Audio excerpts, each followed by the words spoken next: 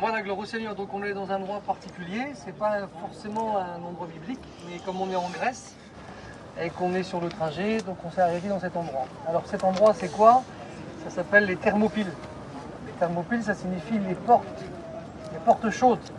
Donc je crois que la majorité d'entre nous, pour donner une idée, on a vu le film 300 avec le roi Léonidas. Il faut savoir que ce film est tiré d'une histoire vraie et que cette bataille s'est déroulée ici, dans ces montagnes. Donc là où c'est qu'on est actuellement, où on peut marcher, il faut réaliser qu'à l'époque, il y avait la mer ici. On ne pouvait pas y marcher. C'était la mer a reculé entre 5 et 7 km d'ici, mais la mer est arrivée jusqu'ici. Donc la bataille des Thermopyles, elle s'est réalisée en 480 avant Jésus-Christ. Le roi Xerxès, pour donner aussi une idée et pour que nous on puisse situer au niveau biblique, le roi Xerxès, c'est un roi qui est dans la Bible. Okay? Le roi Xerxès, il est connu dans la Bible sur le roi Assuérus. C'est dans l'histoire d'Esther. Ce qui veut dire que la bataille des Thermopyles, elle est celle qui se déroule pendant la période du livre d'Esther. Quand vous regardez, eh bien, le livre d'Esther, il est dit qu'Assuérus, ça c'est le nom qui est donné dans la traduction française. Mais dans le grec, son nom grec, c'est le nom Xerxès. Et ici, donc, c'est le nom Xerxès qu'on utilise parce qu'on est bien en Grèce. Il est celui qui a commencé à régner en 486 avant Jésus-Christ. Et quand vous regardez le livre d'Esther, il est dit que la 3e année du roi Assuérus, donc la 3e année de son règne du roi Xerxès, c'est là qu'il va faire ce fameux repas et qu'il va inviter sa femme Valti, qui ne va pas vouloir venir à ce repas. Ce qui veut dire qu'on est en 483 avant Jésus-Christ. Ce qui veut dire qu'on est 3 ans avant la bataille des Thermopyles. Et là, on a cette femme qui ne veut pas venir à ce repas, et voici que donc il va la chasser. Et Esther est celle qui va devenir la reine du pays, avec l'histoire de Mardoché, Aman qui veut tuer les Juifs. Pendant que cette histoire se déroule, ici aux Thermopyles, il va y avoir aussi la guerre. 3 ans après ce repas, la guerre est celle qui va éclater. Selon les historiens, nous on ne voit pas trop ça comme on lit la Bible, mais selon les historiens, Xerxès, quand il va faire ce repas, dans notre Bible, à nous, c'est écrit qu'il va inviter les plus influents de son pays. Ça va être des riches, des notables, des grands militaires qui vont venir à ce repas. Pourquoi? Les historiens disent que Xerxès avait fait cela, c'était pour faire de la publicité à cause de la campagne qu'il envisageait pour venir ici faire la guerre aux Grecs. Il faut savoir que le père de Xerxès, c'était Darius Ier. Et Darius Ier était celui qui avait perdu la guerre à Marathon. C'est pour ça qu'aujourd'hui, on fait le marathon, qui fait 42 km 195. Parce que comme la guerre de Marathon est celle qui a eu lieu et que les Grecs ont dominé et vaincu Darius Ier, il y a un homme qui a couru de Marathon jusqu'à Athènes. Il a fait 42 km 195 et tellement qu'il a couru, il est mort. Et donc c'est pour ça qu'on fait le marathon 42 km 195. Et Xerxès, lui, ce qu'il voulait, c'était venger son père. Et donc il est revenu en Grèce pour faire la guerre et venger la défaite de son père. Comme son père est mort en 486 avant Jésus-Christ, c'est lui qui a pris la succession de son père. Et voici que en 480 avant Jésus-Christ, 3 ans après ce fameux repas qu'on retrouve dans la Bible à l'époque d'Esther, il est venu donc en Grèce pour faire la guerre. Il faut savoir que la Grèce était divisée en cités-États. C'est comme si nous on appellerait des départements, si vous voulez. Et les départements entre eux ne s'accordaient pas. C'était la guerre. Sparte et Athènes, ils ne s'aimaient pas, ils étaient en concurrence, c'était la guerre entre eux. Mais comme les ennemis venaient de l'extérieur, alors à ce moment-là, ils s'unissaient pour combattre l'ennemi. Il faut savoir que les Perses étaient l'armée la plus puissante du monde quand ils vont venir ici. On dit que c'est Hérodote qui rappelle cette histoire des Spartiates, c'est comme ça qu'on en a connaissance. Hérodote était un historien et quelques années plus tard, il est celui qui va rappeler donc cette guerre des Thermopyles ici où on se trouve actuellement. Et il rappelle il dit, maintenant ce que c'est vrai ou pas, il dit qu'il y avait 1 million de personnes que Xerxès est celui qui a amené ici en Grèce pour combattre contre les Grecs. Alors les Spartes, c'est loin d'ici, c'est peut-être à 300 km.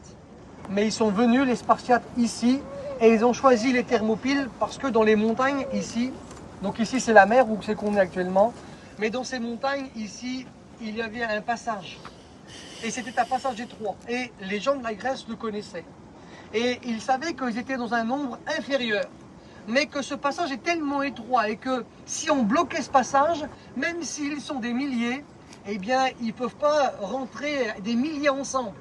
Ça va être une quantité limitée qui pourra rentrer.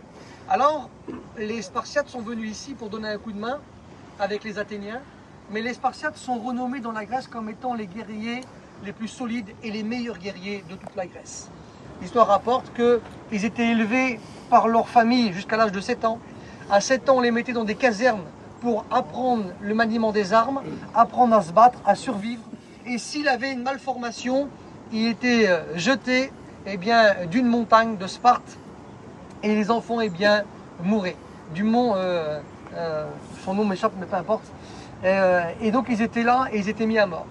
Et comme nous regardons le film des 300, vous avez vu, il y a Éphilactès là, c'est un bossu dans le film. Il est déformé tout cela. Bon, c'est exagéré si vous voulez. Mais dans l'histoire qui nous est rapportée, il nous est dit qu'Éphilactès était celui qui avait été éjecté à cause de malformations. Et c'est à cause de ça qu'il ne pouvait pas faire partie de l'armée de Sparte et qu'il avait survécu à sa chute. Et que c'est lui qui est venu ici pour de l'argent, livrer sa nation, son peuple, et qui a trahi Léonidas qui est venu ici. Alors Léonidas, lui, il est venu, c'était l'armée la plus célèbre et la plus populaire, mais il faut savoir qu'ils n'étaient pas tout seuls. Il y avait aussi un autre chemin dans les montagnes que le roi Xerxès et son armée ne connaissaient pas. Mais Éphilactès, lui, il connaissait le chemin. Et c'est lui qui a été donc trahir, et il a amené les immortels. Les immortels, c'était l'élite de l'armée de Xerxès. L'histoire rapporte que Xerxès est celui qui a amené 10 000 immortels de la Perse à ici. C'était l'élite, la crème des soldats. On les appelait les immortels parce qu'ils n'hésitaient pas à mourir s'il le fallait. Et l'histoire rapporte qu'ils se battaient en rangée, et comme un mourait, aussitôt, l'autre prenait sa place. Et c'est pour ça qu'on les appelait les immortels. Et les immortels ont pris le chemin emprunté par Éphilactès, ils ont fait le tour, et si vous voulez, ce qui s'est passé, c'est que là où il y avait Léonidas, il y avait du coup des Perses d'un côté, et maintenant il y avait des Perses de l'autre côté. Et puis voici que Xerxès est celui qui a dit à Léonidas, qui était le roi, il a dit maintenant, il faut que tu rends tes armes. Et Léonidas est celui qui a répondu, viens les chercher. Et il est celui qui a été jusqu'à la mort. Ils savaient qu'ils allaient mourir parce que quand ils ont emprunté l'autre chemin, les immortels, il y avait des gens de la Grèce qui étaient là, des guerriers, mais ils ont eu peur. Ils n'ont pas réussi à garder le chemin. Ils ont eu peur, ils se sont sauvés. Mais Léonidas, avec ses 300 personnes, il est celui qui a resté et qui a donné sa vie. Ça, c'est l'histoire qui nous est rapportée. Léonidas, nous, ça nous fait penser par rapport à la Bible. Déjà, on se rend compte en analysant que c'est une période de l'histoire qui concerne aussi une période biblique parce qu'elle couvre la période de l'histoire du livre d'Esther. Donc ça c'est intéressant aussi pour nous, pour situer et savoir que le mari d'Esther, Xerxès, ou Assuérus si on veut dans nos Bibles, son mari c'est lui qui est venu faire la guerre ici, aux Thermopyles, aux Grecs, et ils se sont battus. Quand ils se sont battus, il faut savoir que les 300 là, ils ont tué des milliers de soldats et des milliers aussi d'immortels. Et l'histoire rapporte que lorsqu'ils ont été tués, les 300, Xerxès, lui, il est venu ici et il a fait enterrer les 300. Il les a fait enterrer parce qu'il ne voulait pas qu'on sache qu'une poignée d'hommes est celle qui avait maltraité des milliers de soldats perses et des milliers d'immortels. Et l'histoire rapporte qu'on a enterré 19 000 soldats de l'armée de Xerxès. On les a enlevés du champ de bataille et on les a enterrés et on n'a laissé que 1000 hommes sur le champ de bataille. Pour dire, vous voyez, les Grecs nous ont fait la guerre, mais ils ont tué qu'une poignée d'hommes chez nous. Imaginez-vous le truc, quoi. Donc c'était du mensonge parce qu'ils ne voulaient pas avouer la grande défaite qu'il était en train de subir simplement avec 300 personnes. Comme nous regardons maintenant l'histoire, Léonidas, j'ai marqué ici sur ma petite feuille, Léonidas, lui, il prétendait descendre d'Hercule. Hercule, c'est un demi-dieu de la mythologie grecque. Jésus, lui, c'est pas un demi-dieu. Jésus, lui, il est